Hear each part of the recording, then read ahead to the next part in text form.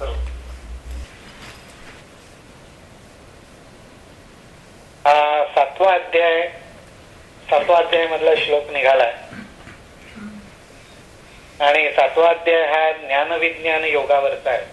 आज या अध्यायाचं महत्व जर आपण पाहिलं तर खरोखरच अत्यंत महत्वाचा असा हा अध्याय आहे. कारण आपल्याला ज्ञानाबरोबरच विज्ञानाबद्दलची सुद्धा माहिती या अध्यायामध्ये मिळते.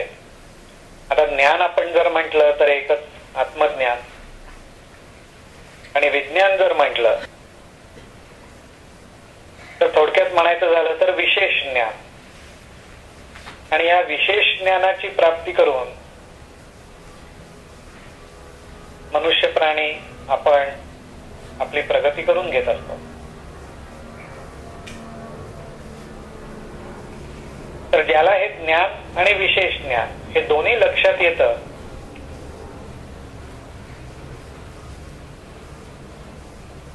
त्याला जो योग साधतो तो ज्ञान विज्ञान योग. आता या अध्यायातले काही आपण जर श्लोक पाहिले तर सर्वात महत्वाची गोष्ट आपल्याला अशी लक्षात येईल की आपला हा जो आध्यात्मिक प्रवास आहे याची काय दिशा ठरवली पाहिजे, त्याचा उद्देश काय पाहिजे. आज आपण जर का एखाद्या गोष्टीला प्रवास म्हटलं तर कुठेतरी तो प्रवास संपला पाहिजे. कुठल्या तरी मुक्कामी जो प्रवासी आहे त्याला विश्रांती मिळाली पाहिजे. नुसताच हिंडत राहिलाय, प्रवास करत राहिलाय असं होऊन चालणार नाही.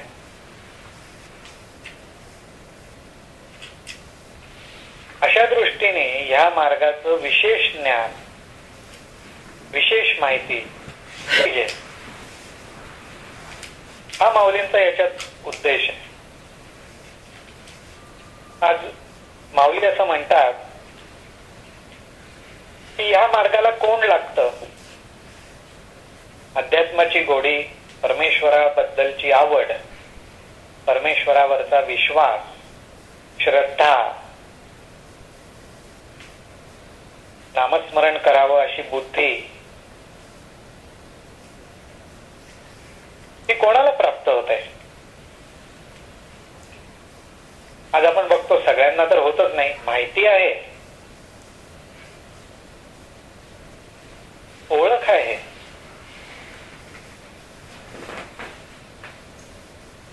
परंतु नुसती ओळख असणं वेगळं आणि घनिष्ठ मैत्री असणं वेगळं. ज्यांना ओळख आहे ती ओळख तेवढ्या पुरतीच असते. त्यांचं घनिष्ठ नातं जोडलं जातं. ते कशामुळे होतं? तर पुण्यकर्मामुळे, पुण्यकर्माच्या योगामुळे. परमेश्वराची आवड,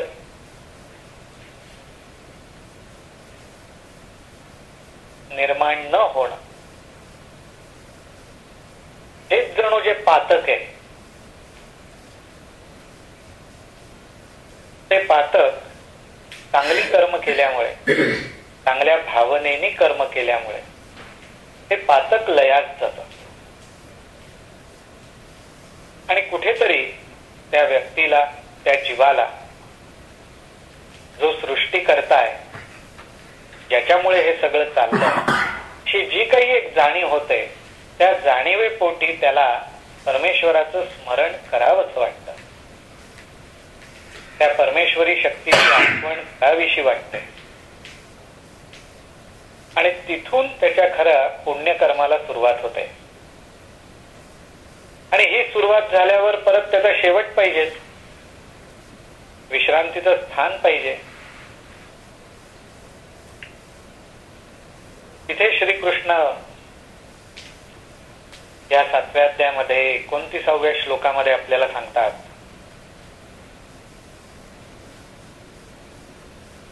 जे माझ्या आश्रयाने जरा मरणांपासून मुक्त होण्यासाठी प्रयत्न करतात.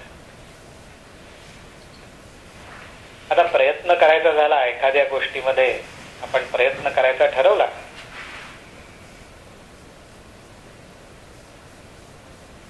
की तो प्रयत्न करण्यासाठी तरी काही साधनांची जुळवाजुळव ही करावीच लागते.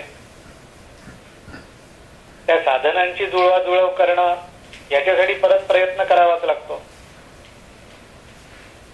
तो प्रयत्न करताना आपण आपल्या मनाचा, बुद्धीचा आश्रय हा घेतोच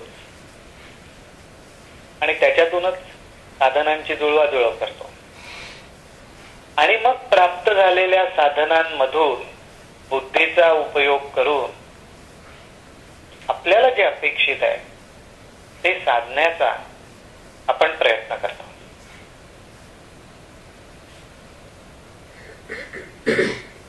या ज्या सगळ्या अवस्था आहेत त्याच्यामध्ये ज्या ज्या गोष्टींचा आपण आश्रय घेतो त्या त्या ठिकाणी तो आश्रय परमेश्वराचा घेतो. परमेश्वराच्या आश्रयाने जरा मरणांपासून मुक्त होण्यासाठी यत्न करतात ते ब्रह्म जाणतात आणि सर्व अध्यात्म व सर्व कर्मालाही जाणतात. असा हा अत्यंत महत्वाचा श्लोक आहे. या श्लोकामध्ये परमेश्वराने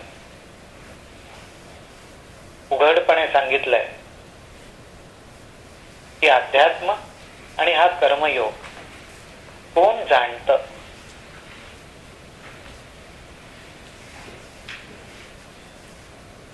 हे ब्रह्म कोण जाणतं,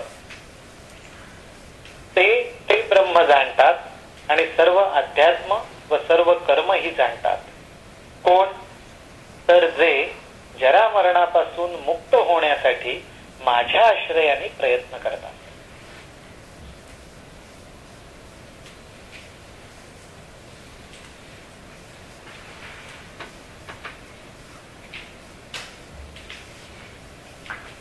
हा अत्यंत महत्वाचा विचार, महत्वाची दिशा देणारा श्लोक आहे.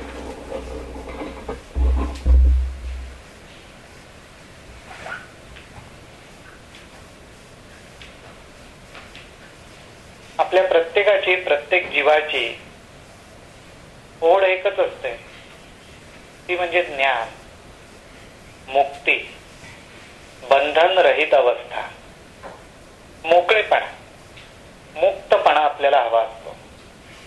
मुक्तपणा म्हणजे काय हवा आहे ते आपल्याला अगदी प्रगटपणे, स्वच्छपणे समजत नसतं. त्यावेळी आपण काही गोष्टींचा आधार घेऊन म्हणत असतो की ह्याच्यातून मी एकदा सुटलो ना की मोकळा झालो. हा एवढा भाग मला साधला की मी मोकळा झालो.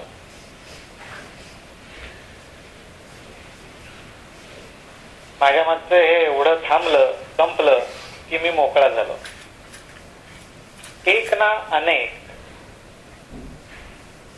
अशा कल्पनांमधनं आपण आपला मुक्तीचा मार्ग शोधत असतो. म्हणजे थोडक्यात म्हणायचं झालं तर हा जो मुक्तपणा आहे हा आपल्या प्रत्येकाला हवा असतो.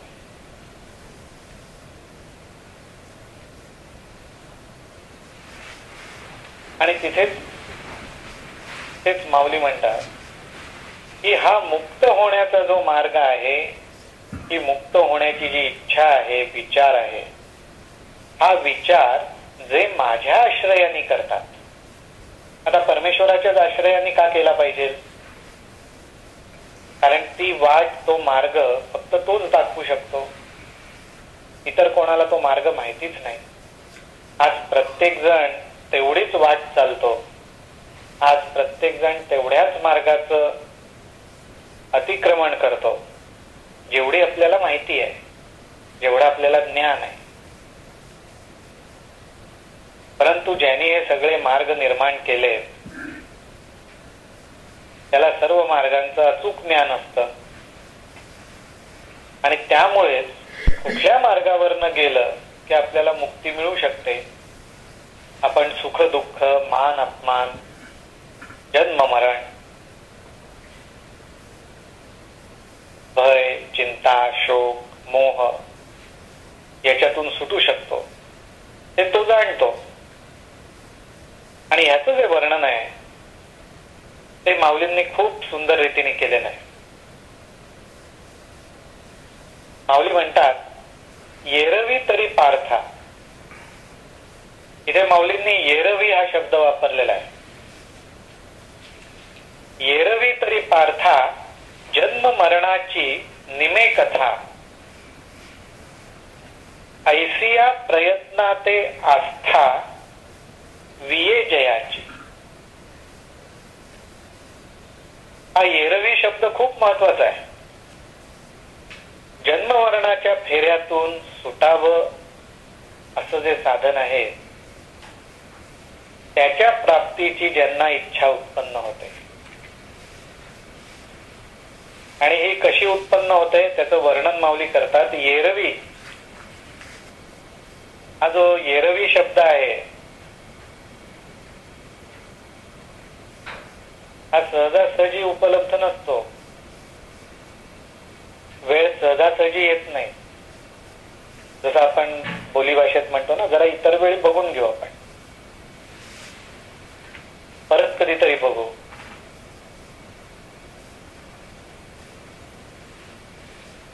हे परत कधीतरी जे बघणं असतं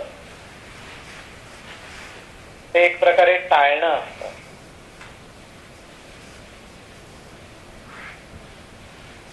तेवढं सिरियसली आपण घेतलेलं नसतं. म्हणून आपण म्हणतो एरवी, इतर वेळी, नंतर कधीतरी, परत पुन्हा कधीतरी बघू आपण.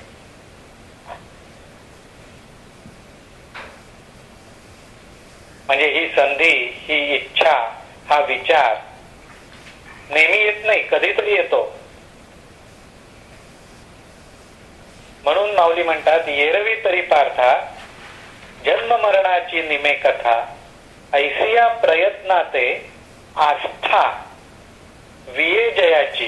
ही इच्छा मनात उत्पन्न होणं आवश्यक आहे.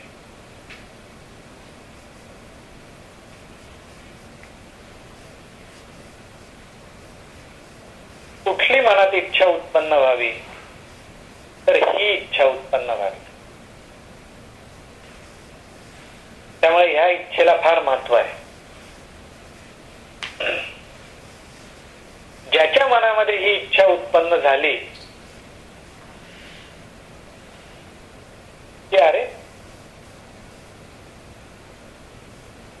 हजारो, लाखो, कोट्यावधी लोक जन्माला येतात आणि रोज हजारो, लाखो जीव मरणाच्या दारामध्ये विश्रांती घेतात. हे चक्र अखंड चालू आहे, कोट्यावधी वर्ष झाले चालू आहे. आणि त्याच चक्रामध्ये आज मी पण आहे. काहीतरी मला वेगळं केलं पाहिजे.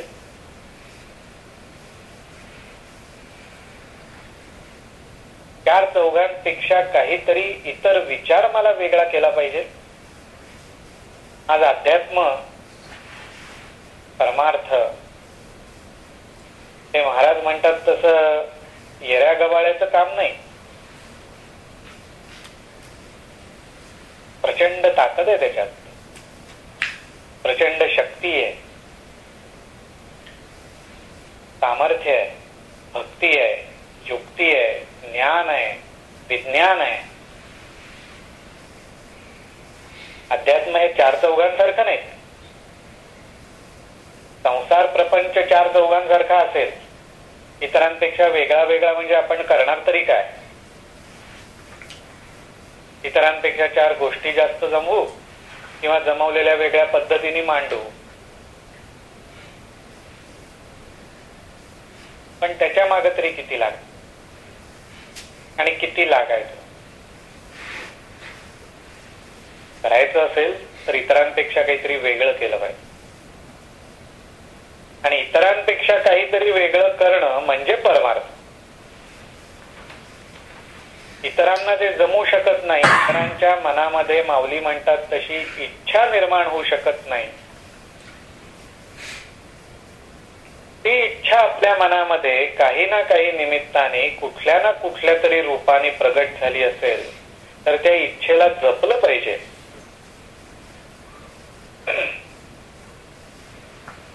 आणि त्या इच्छेला जपून ती आपली इच्छा कशी पूर्ण होईल याचा जो प्रयत्न करणं आहे त्याला माऊली म्हणतात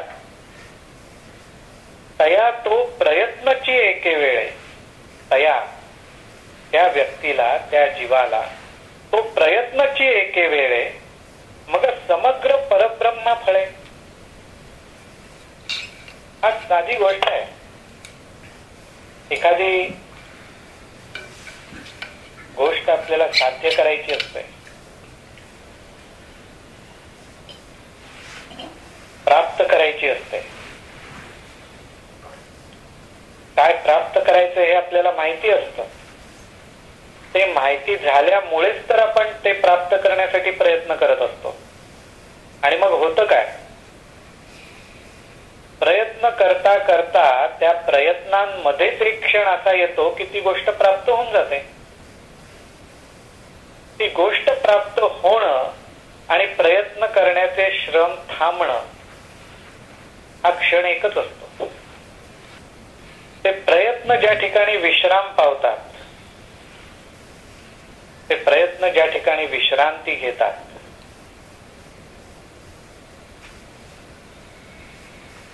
तिथंच ते फळ पण पदरात मिळतं. म्हणजेच याचा अर्थ असा की आपल्या मनामध्ये जी भगवत भक्तीबद्दल, आपल्या मनामध्ये जी नामस्मरणाबद्दल इच्छा निर्माण झाली असेल, ती इच्छा जपण्यासाठी आपण जर प्रयत्न करायला लागलो तर त्या प्रयत्नांनाच जे फळ मिळतं त्याला माऊली म्हणतात मग समग्र परब्रह्म फळे. जया पिकलेला रसू गळे पूर्णतेचा. आज बी बियाणं पेरलं,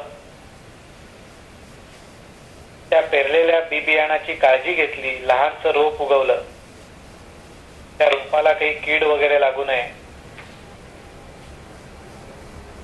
म्हणून खत पाणी आणि औषध पण वापरलं, त्या रोपाची काळजी घेतली, हळूहळू तो रोपाचा वृक्ष झाला. आणि मग त्या वृक्षाला आपोआप फळं आली, त्या वृक्षाला आपोआप फुलं आली. ते फळ येण्यासाठी शेतकऱ्याला काही वेगळा प्रयत्न नाही करावा लागत.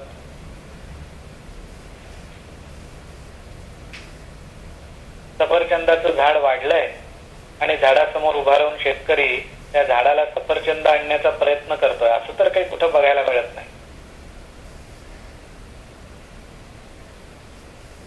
बी पेरलं, बी पेरल्याची काळजी घेतली, रोप उगवलं, त्याची काळजी घेतली, उगवलेल्या रोपाचा वृक्ष कसा होईल याकडे लक्ष दिलं, वृक्ष झाला की त्याला फळ येणार. आणि फळ आल्यावर त्याच्यातनं माऊली म्हणतात तसा पूर्णतेचा तो रस गळणारच. प्रयत्न आपला बरोबर चाललाय का, आपली इच्छा पूर्ण होईल अशा रीतीने खरोखरच आपण प्रयत्न करतोय का, हे या ठिकाणी अत्यंत महत्वाचं आहे.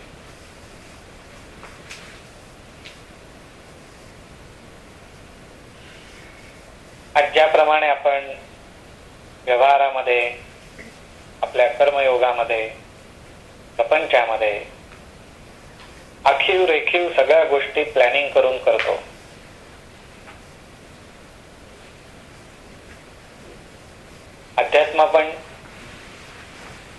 अध्यात्मामध्ये पण ते तितकंच महत्वाचं आहे. निर्माण झालेली इच्छा, सुरू केलेला प्रयत्न, हेच याच्यातलं सबीज आहे. हे जे पेरलंय त्याची काळजी घेतली पाहिजे, ते उगवायला लागलंय त्यावर लक्ष ठेवलं पाहिजे. योग्य दिशेने ते वाढतंय ना यावर अजून अतिदक्षतेने विचार केला पाहिजे.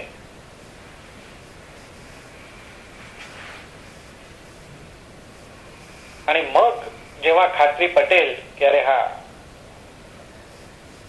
मी योग्य दिशेने चाललोय, विश्वासपूर्वक पाऊल टाकतोय, रोजच्या रोज माझा प्रयत्न नक्की असाच आहे की माझी इच्छा पूर्ण व्हायला पाहिजे, पूर्ण झाली पाहिजे. ती कशी होईल? परमेश्वराबद्दलची भक्ती, परमेश्वराविषयीची तळमळ, नामाबद्दलचं प्रेम कसं वाढेल हा माझा रोजच्या रोज प्रयत्न चालू आहे. हे दिसायला लागलं की मग माऊली म्हणतात ते वेळी कृतकृत्यता जगभरे, तेथ अध्यात्माचे नवलपण पुरे. त्या ठिकाणी माऊली असं म्हणतात की जगामध्ये आनंद भरलेला दिसतो. कृतकृत्यता हा आनंद म्हणजे कसला? आज आपल्या ज्या आनंदाच्या कल्पना आहेत त्या नाही.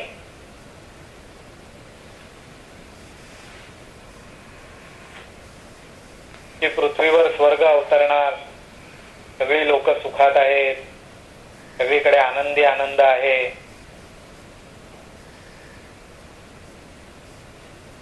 सगळ्यांची दुःख नाहीशी झाली आहेत, रोगराई संपली आहे, चिंता संपल्यात, काळज्या संपल्यात आणि सगळीकडे आनंद अगदी. अशी ही आनंदाची व्याख्या नाहीये. अशी जर व्याख्या असती तर माऊलींनी एके ठिकाणी एक सांगायचं, दुसऱ्या ठिकाणी दुसरं सांगायचं, असं केलंच नसतं. एके ठिकाणी माऊली म्हणतात की हे जग म्हणजे दुःखाचा बाजार आहे आणि ह्या अध्यात्म म्हणायचं की सगळ्या जगामध्ये आनंद भरलेला दिसतो. असं संशयात कसं पाडतील आपल्याला? मग ते वेळी कृतकृत्यता जगभरे म्हणजे कसला आनंद होत असणार? त्या ठिकाणी होणारा आनंद असा असतो की जन्माला येण्याचं सार्थक झालं. जन्माला आलो आणि संपलो. काय विशेष? उगीच नाही जन्माला आलो. जन्माला आलो तर आम्ही आमचं सार्थक करून घेतलं. हे सार्थक करून घेतल्याची कृतकृत्यता अख्ख्या जगभर पसरलेली दिसते.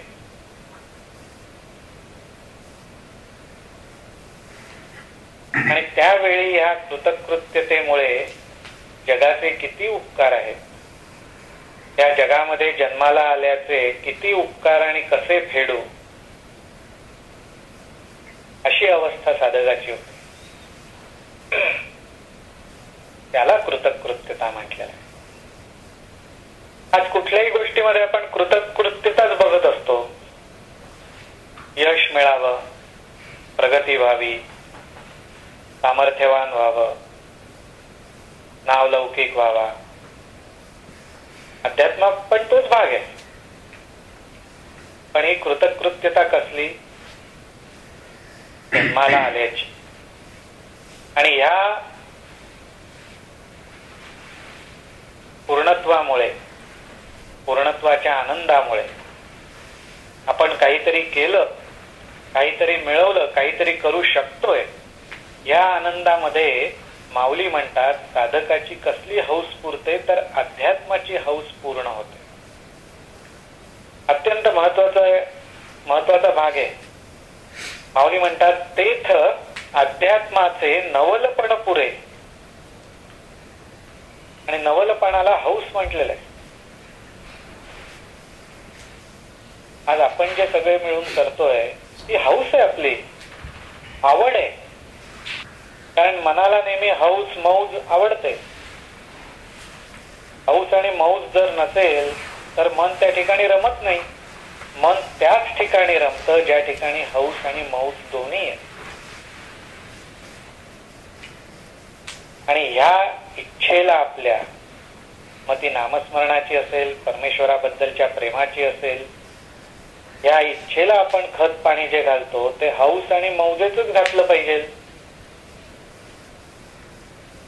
ती हौस वाढवली पाहिजे, याच्यातली मजा वाढत गेली पाहिजे.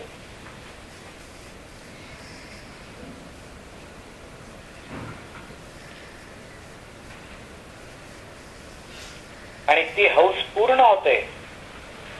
वाढता वाढता वाढता ती हौस पूर्ण होते आणि ती पूर्ण झाल्याचा जो परिणाम आहे, त्या पूर्णत्वाचा जो रस आहे, त्याला माऊली म्हणतात कर्माचे काम सरे. कर्माचे काम. आज आपल्याला कर्म म्हणजे काम असं माहिती आहे. माऊली काय म्हणतात? कर्माचे काम सरे. कर्माचं, कर्म करण्याचं काम संपून जातं. एवढी मोठी विशाल कल्पना आहे. कर्माचं, कर्म करण्याचं काम संपून जातं. आपल्या दृष्टीने आपण सोप्या भाषेत समजून घेण्याचा प्रयत्न केला तर थोडक्यात परमेश्वराबद्दलचं प्रेम वाढत जाणं, निर्माण होणं, नामावरचं प्रेम वाढणं, श्रद्धा दृढ होत जाणं, यासाठी आपण जे काही प्रयत्न करतोय ते प्रयत्न विश्राम पावतात. त्या प्रयत्नांना त्यांचं फळ मिळतं. म्हणजे याचा अर्थ थोडक्यात असा झाला, आपलं कर्म असं असावं, कर्म करण्यामागचा भाव असा असावा की ज्याने परमेश्वराची सेवा आपल्याकडनं घडते, परमेश्वर आपल्याकडनं सेवा करवून घेतोय. यापैकी कुठला तरी एक भाव आपल्या मनामध्ये दृढ व्हायला पाहिजे आणि त्या दृष्टीने आपण आपल्या कर्माकडे बघितलं पाहिजे. कर्माचं काम सरे. कर्माला, ज्ञानाला, ध्यानाला, बुद्धीला एकच इच्छा राहिला पाहिजे की मला याच्यातून सुटायचं आहे. आणि हा सुटण्याचा जो मार्ग आहे, याचं मार्गदर्शन जो करू शकतो, त्याची माझी ओळख व्हायला पाहिजे, त्याचं स्वरूप मला समजायला पाहिजे, ही तळमळ त्याच्यातनं वाढली पाहिजे. म्हणून माऊली पुढे म्हणतात, विरमे मन तेथ अध्यात्माचे नवलपण पुरे, कर्माचे काम सरे, विरमे मन.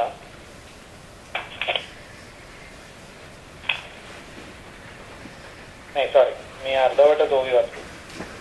ते वेळी कृतकृत्यता जग भरे, तेथ अध्यात्माचे नवलपण पुरे, कर्माचे काम सरे, विरमे मन. म्हणजे हा सगळा भाग झाल्यानंतर मन शांत होतं.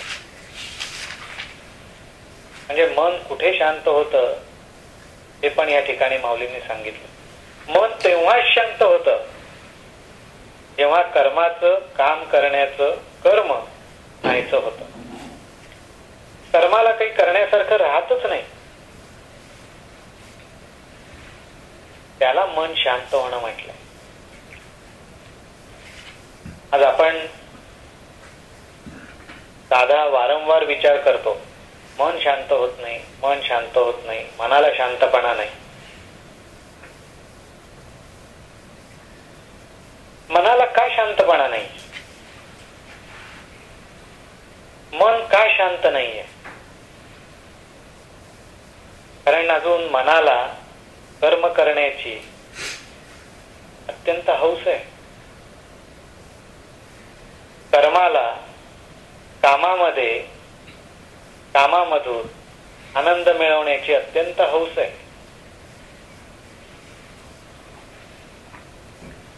पण ही हौस कोणासाठी?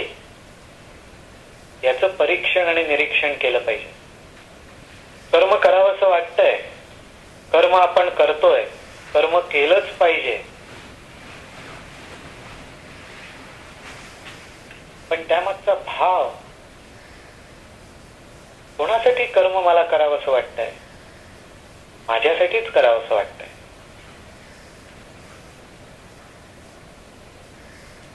म्हणून मन शांत नाही.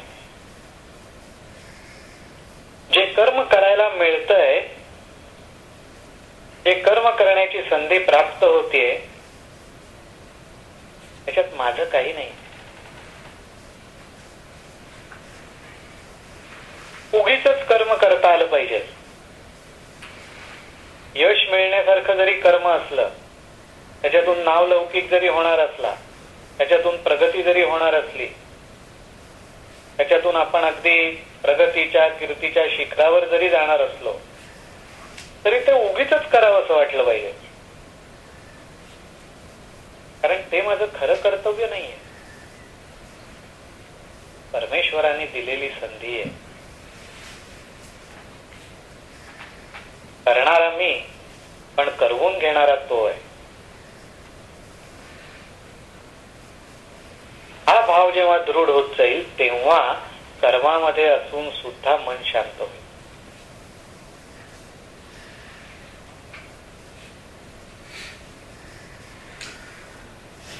नाहीतर तोपर्यंत कर्मामधून येणारे जे चढ उतार आहेत, त्या चढ उताराचा श्रम मनाला अनुभवावा लागणार. पण असं नको. परत आपण मूळ विषयाला गेलो तर आपल्या लक्षात हे ठेवायचं आहे की माझी या मनामध्ये इच्छा काय? तर माझी या मनामध्ये एकच इच्छा आहे, परमेश्वर प्राप्ती, स्वतःची ओळख. खरं ज्ञान काय? आत्मज्ञान काय? अध्यात्म काय?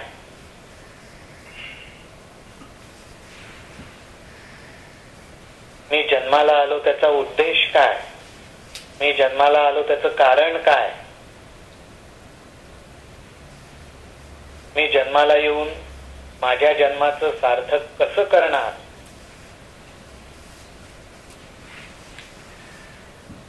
ह्या ज्या इच्छा आहेत, ह्या प्रबळ व्हायला पाहिजे. आज आपण जो काही प्रपंचामध्ये,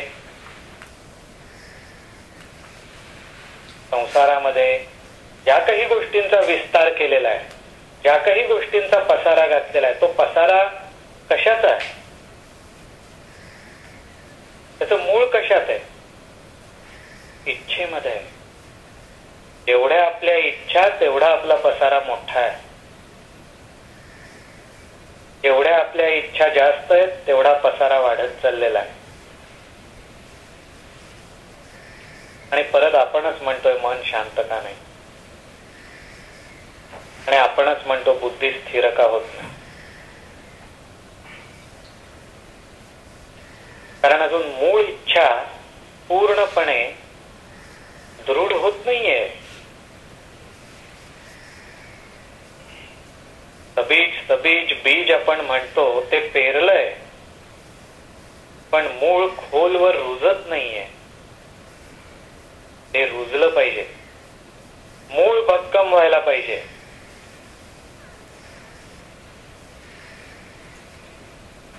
तर वाढलेला वृक्ष भक्कम राहील. तेव्हा आपली जी परमार्थाची इच्छा आहे,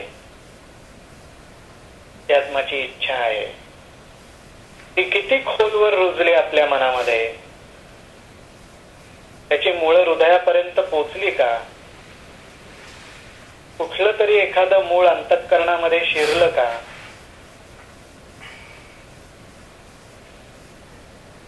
का जशी प्रपंचात हौस मौज असते, तेवढीच हौस मौज म्हणून आपण परमार्थ करतो? याची काळजी आपण घेतली पाहिजे.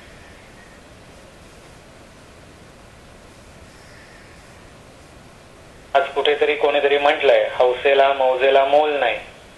परमार्थात आहे, प्रपंचात नसेल, कारण तो सारखा बदलत असतो. एक हौस संपेल, दुसरी उद्भवेल. परमार्थात तर एकच हौस पाहिजे, अनेक पण नको, एकच नाम.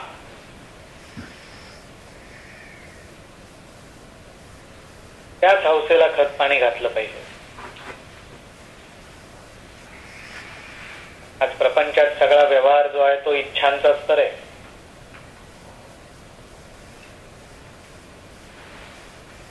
इच्छांचीच तर देवाणघेवाण होत असते. इच्छारूपीच भांडवल, इच्छारूपीच धन, इच्छारूपीच व्यवहार. माऊली इथे अध्यात्मात म्हणतात, ऐसा अध्यात्म लाभ तया होय का धनंजया. कोणाला? ज्यांनी परमार्थरूपी बीज खोल अंतःकरणात रुजवलं, त्याला दुसरा लाभ होईलच कसा? त्याला अध्यात्म लाभ हाच एक होणार. हीच इच्छा त्यांनी मनात धारण केली आहे. आणि भांडवल काय? अध्यात्मासारखा लाभ होणार, जे पेरलंय ते उगवणार. हा जो उद्योगधंदा आपण आरंभलाय, प्रत्येक उद्योगधंदा म्हटलं की त्याला भांडवल आलं.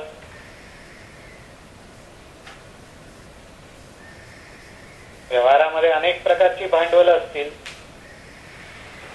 अनेक वेगवेगळ्या प्रकारे भांडवल उपलब्ध होतील, प्रगट होतील. अध्यात्मामध्ये सुद्धा हा जो उदीम आहे, तुकाराम महाराजांनी त्याला उदीम म्हटलंय, उद्योगधंदाच म्हटलंय. अध्यात्म म्हणजे सुद्धा दुसरं काही नाहीये, उद्योगधंदाच आहे. फार मोठा उद्योगधंदा आहे. प्रपंचातल्या उद्योगधंद्यामध्ये नफा नुकसान आहे, बुडणं आहे. आध्यात्मिक उद्योगधंदा एकदम सिक्युअर्ड आहे. इन्शुरन्स पण काढावा लागत नाही.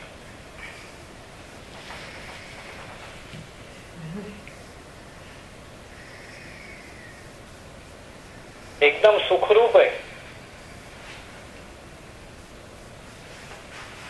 खात्री फक्त यशाचीच आहे.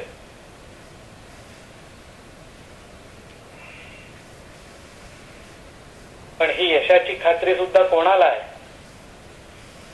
याची अट आहे, त्याचा नियम आहे.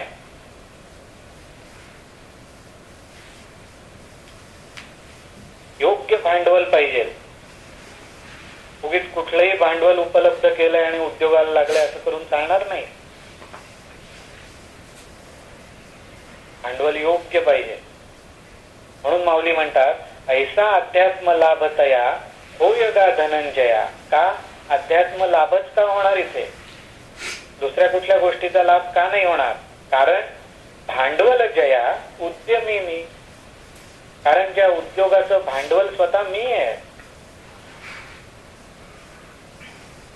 आज ज्या भांडवलाच्या जोरावर उद्योग करायचा, ते भांडवल मी स्वतःच आहे. त्या परमेश्वराच्या नामाचं स्मरण करणं, हेच आपलं भांडवल आहे. हेच भांडवल आपल्याला वाढवायचं आहे. महाराजांचा अभंग आपल्याला आठवतच असेल, भक्ती ऋण घेतले माझे.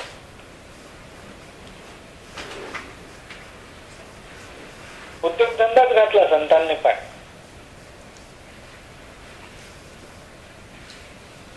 पण केवळ एका भांडवलाच्या जोरावर. परमेश्वराला मिळवण्यासाठी परमेश्वराच्याच नामाचा उपयोग केला. पण हा उद्योगधंदा कसा आहे? प्रेमाने करण्याचा आहे, भाव भक्तीने करण्याचा आहे. इथे बुद्धीचं काम नाही.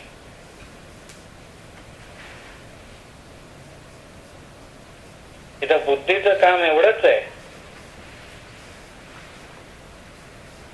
की मनामध्ये जे बीज पेरलंय ते वाढतंय ना, त्याची काळजी घेणं महत्वाचं आहे.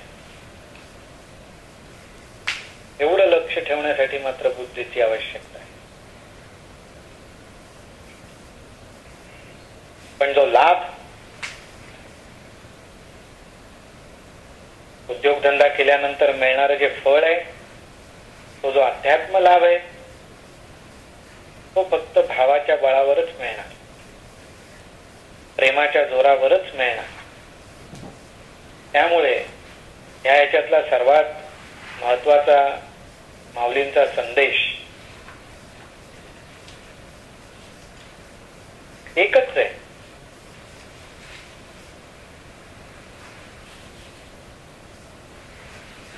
जी इच्छा आपण आपल्या स्वतःच्या कल्याणासाठी प्रगट केलेली आहे, ज्या इच्छेला आजपर्यंत आपण खतपाणी घालत आलेलो आहोत, त्या इच्छेची मुळं खोलवर कशी रुजतील, आपल्या प्रत्येक दिवशी होणाऱ्या वाटचालीमधून आपण आपल्या लाभाच्या दिशेने जातोय का नाही, का उगीच वेळ काढूपणा चाललाय.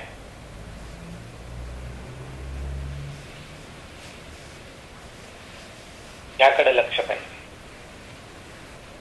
आज माऊलींनी एके ठिकाणी म्हटलंय त्याप्रमाणे नामधारक हे साधे सुधे नसतात. जगामध्ये आनंदाची, जगामध्ये ज्ञानाची, जगामध्ये सुखाची, जगामध्ये आध्यात्मिक दिवाळीची गुढी उभारण्याचं काम नामधारक करतात.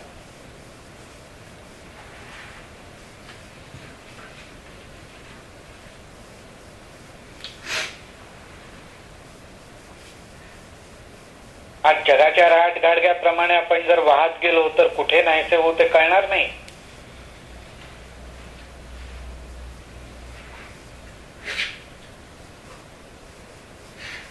जगामध्ये जगातल्या लोकांसारखंच राहायचं, परंतु हे लक्षात ठेवायचं की आपला उद्देश काहीतरी वेगळा आहे.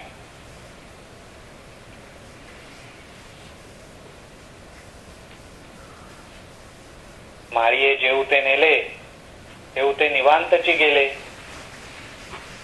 म्हणून काय आपलं वाहतच जायचं असं नाहीये.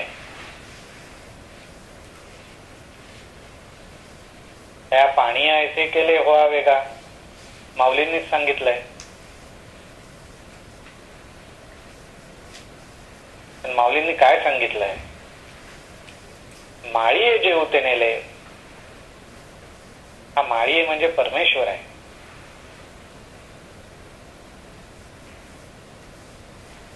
तो पाण्याला अशा दिशेने, अशा पद्धतीनेच नेणार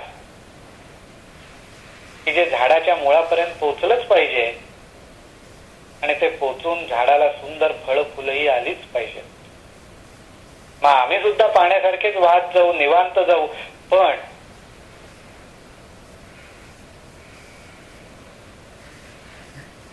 लक्ष्यावर आमचं पूर्ण लक्ष असेल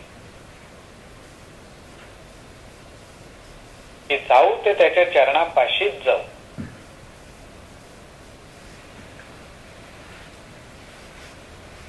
उगीच आपले वाहत चालले दिवसानुदिवस असं नको.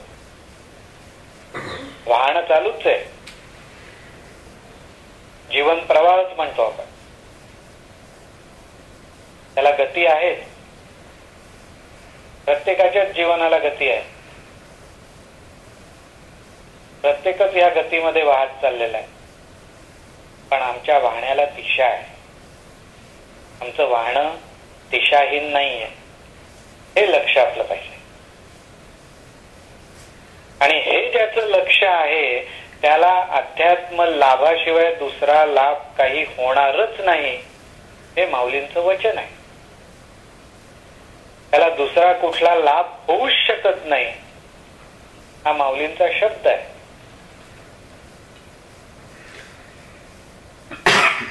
म्हणून आपल्या वाहण्याला काहीतरी अर्थ आहे.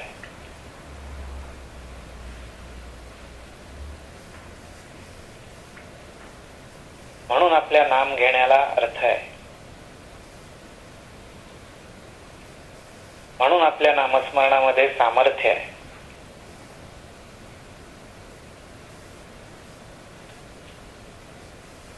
नामस्मरण करणारे अनेक असतील,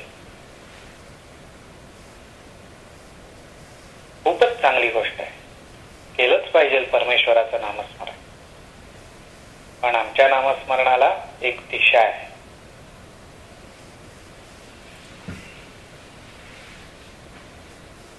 आमच्या नामस्मरणाला ज्ञानाची जोड आहे.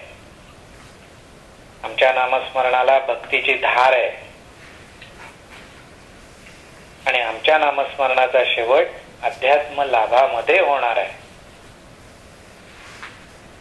हा सगळा विचार, हा सगळा भाव आपल्या मनामध्ये, हृदयामध्ये, अंतःकरणामध्ये रुजणं आणि हा रुजण्यासाठी आपण प्रयत्न करणं, हे आपलं कर्म आहे.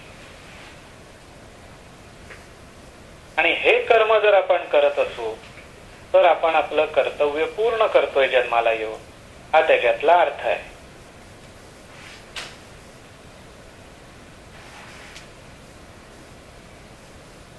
कारण ध्येय असेल तर कर्म केलं पाहिजे. कर्म करायचं म्हटलं की त्याच्यात प्रयत्न आले, प्रयत्न करायचे म्हटले की बुद्धी आली आणि त्याचं फळ मिळालं की तिथे कृतकृत्यता आली, तिथे समाधान आलं, तिथे शांती आली, तिथे मन निवालं आणि तिथे श्रद्धा भक्ती ही वाढायला लागली. मग असा भाव, असा वेग, अशी धार, अशी प्रगती, अशी वाढ आपल्या कर्मामध्ये, बुद्धीमध्ये, ज्ञानामध्ये, ध्यानामध्ये आणि नामामध्ये आपल्याला रोज कणाकणाने का होईना, कणाकणाने का होईना, पण वाढताना दिसली पाहिजे. माऊली काय म्हणतात, आता सध्या आमच्याकडे पण पाऊस चालूच आहे. त्या पावसाचंच उदाहरण घेऊन माऊलींनी काय म्हटलंय की वर्षाकाळी सरिता जैशी चढो लागे पांडुसुता. पावसाळा सुरू झाला की एकदम नदीचं पाणी वाढत जात असं नाही, हळूहळू वाढत जातं. वर्षाकाळी सरिता जैशी चढो लागे पांडुसुता तैसी नीच नवी भजता श्रद्धा दिसे. रोज हळूहळू कणाकणाने नित्य नवीन, तोचतोचपणा नाही, त्याच्यात नाविन्य आहे, त्याच्यात नूतनता आहे.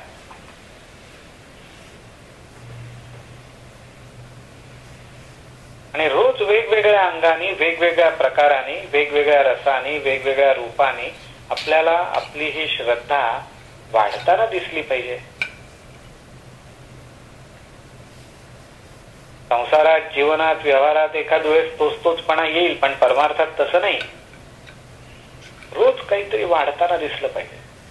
रोज काहीतरी एक वेगळी दृष्टी, रोज वेगळं ज्ञान, रोज भक्तीमध्ये, नामावरच्या प्रेमामध्ये काहीतरी कणाने वाढ होतीये हे जाणवलं पाहिजे. आज माऊलींनी ही सवलत उगीच नाही दिली आपल्याला. यया आठान प्रहरा माझारी मोटके निमिषभरी दे तू जाय. चला, फारच चांगली सोय केली माऊलींनी. माऊलीच म्हणतात हे एवढे 8 प्रहर आहेत, त्याच्यातला एक क्षण, एक निमिषभर मला देत जा. अजून किती सवलत द्यायला पाहिजे. पण ही सवलत नाहीये. या सवलतीमधली जी तीव्रता आहे ती त्या एका निमिषामध्ये, त्या एका क्षणामध्ये. की तो क्षणच, पण तो असा पाहिजे नीच नवी भजता श्रद्धा दिसे. त्या एका क्षणामध्ये श्रद्धा वाढली गेली पाहिजे, तर त्या क्षणाला महत्व आहे. मग 8 प्रहरांमध्ये एका क्षणामध्ये, एका निमिषामध्ये आठवण केली तरी चालेल, पण त्या आठवणीने काल केलेल्या आठवणीपेक्षा जास्त.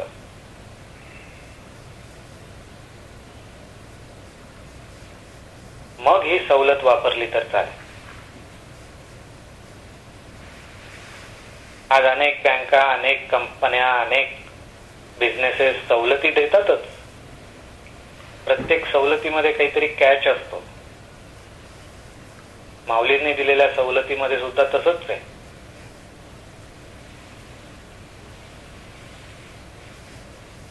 माऊलींनी काही आपलं, त्यांना सगळेच माऊली म्हणतात,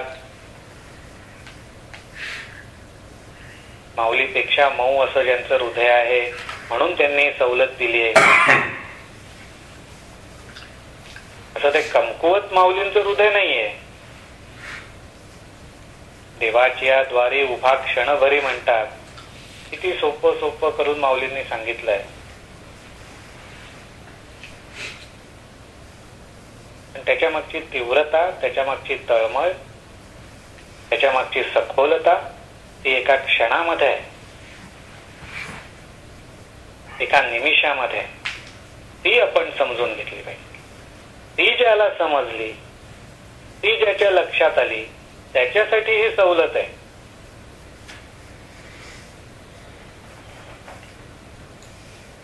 आज आपण बघतो ना,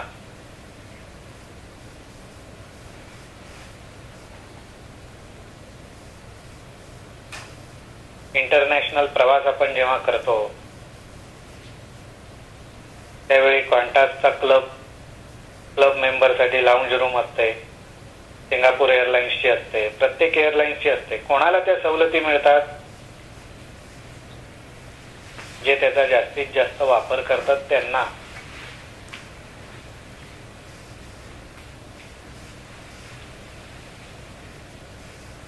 अध्यात्मात तसंच आहे, काही फरक नाही. जे जास्तीत जास्त नामाचं स्मरण करतात, भावयुक्त करतात, गुरुदेवांनी जसं म्हटलं तसं क्वांटिटी पेक्षा क्वालिटी, त्यांच्यासाठी ही लाऊंज रूम आहे. त्यांच्यासाठी ही सवलत आहे की एक क्षणभरच करा, एक निमिषभरच करा, पुरेच आहे. पण आधी सारखी जाये केली पाहिजे, पॉइंट्स वाढले पाहिजेत,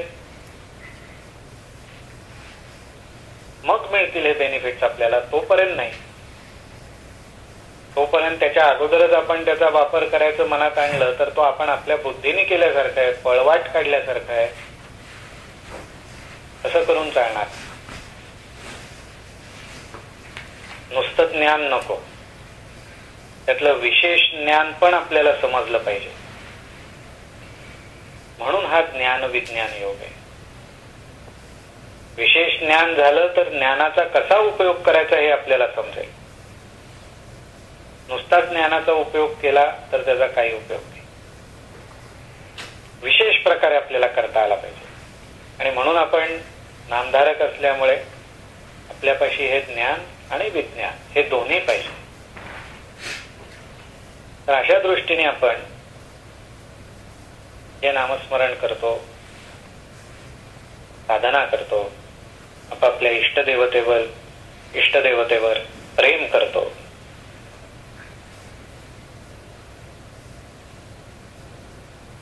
अजून माझी दृढ कशी होईल, अजून खोलवर कशी जाईल, ही हाव पाहिजे, ही तळमळ लागली पाहिजे. वाढत कशी नाही माझी भक्ती, वाढत कसं नाही माझं प्रेम, काय कमी पडतंय? संसारातल्या, प्रपंचातल्या, व्यवहारातल्या गोष्टींकडे कानाडोळा सुद्धा मी करत नाही. चाणाक्षपणे, चतुरपणे सगळीकडे लक्ष ठेवतो. कुठेही माझं नुकसान होणार नाही इतका मी दक्ष असतो. परमार्थातच का असं व्हावं? अध्यात्मातच का असं व्हावं?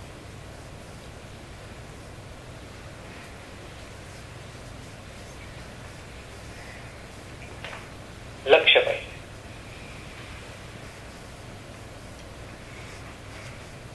आज कुठलाही संप्रदाय, कुठलाही धर्म, कुठलाही पारमार्थिक मार्ग भेदभावाची बात नाही. सगळे मार्ग,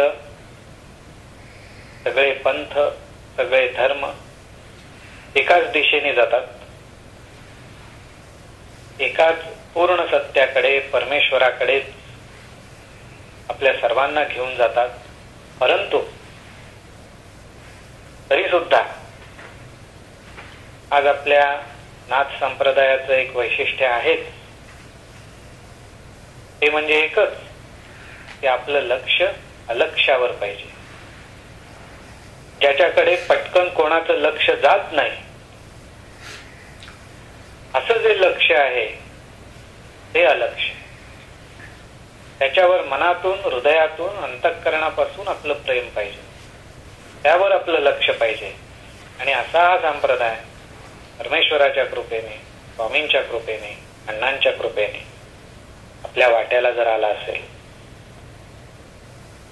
तर या अलक्ष्यावर लक्ष ठेवणं, अनुसंधान ठेवणं हे आपलं परम कर्तव्य आहे. ते आपण बजावतोय का? या अलक्ष्यावर लक्ष ठेवण्यामध्ये कुठे दुर्लक्ष होत नाहीये ना? यावर पण आपलं लक्ष पाहिजे. ज्याप्रमाणे आपण प्रपंचाची काळजी घेतो त्याप्रमाणे आपल्याला आपल्या अध्यात्माची सुद्धा काळजी घेता आली पाहिजे. ज्याला आपल्या अध्यात्माची काळजी घेता येत नाही तो नामधारक होईलच कसा? नाम नुसतं धारण केलं म्हणजे नामधारक झाला असं नाही, त्याची काळजी पण घेता आली पाहिजे. त्यासाठीच परमेश्वराने आपल्याला मन आणि बुद्धी दिलेलं आहे. त्याचाही आपण पूर्णपणे उपयोग केला पाहिजे. आणि हा उपयोग करत गेला तर मग हा जो भगवद्गीतेतला श्रीकृष्णांनी अर्जुनाला सांगितलेला ज्ञानविज्ञान योग आहे तो आपल्याला पण हळूहळू त्यांच्या कृपेने समजायला लागेल. असा हा माऊलींनी आज आपल्याला 7व्या अध्यायातला 29वा श्लोक दाखवला. त्याच्यावर आपण